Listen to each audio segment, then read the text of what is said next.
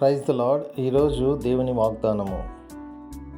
నా కృప నిన్ను విడిచిపోదు. యెషయా గ్రంథము 54వ అధ్యాయము 10వ వచనము. ఈరోజు దేవుడు నీకు ఇస్తున్న వాగ్దానము, ఆయన యొక్క కృప నిన్ను విడిచిపోదని ఆయన వాగ్దానం చేస్తున్నారు. ఈ లోకంలో నువ్వు ఎన్ని అపాస్తులు సంపాదించుకున్నా, ఎంత ఉన్నతమైన స్థితిలో ఉన్నా, లేకపోతే ఏమీ లేని పరిస్థితిలో ఉన్నా, కష్టాల్లో ఇబ్బందుల్లో నలిగిపోతూ ఉన్నా కూడా ఈ లోకంలో నీకు కావాల్సింది ఆయన యొక్క కృప.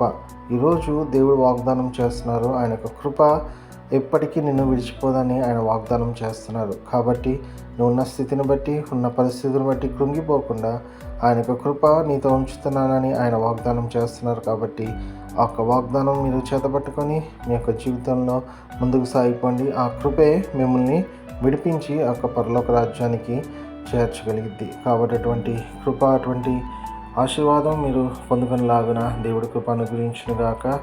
Amen. Praise the lord. God bless you all.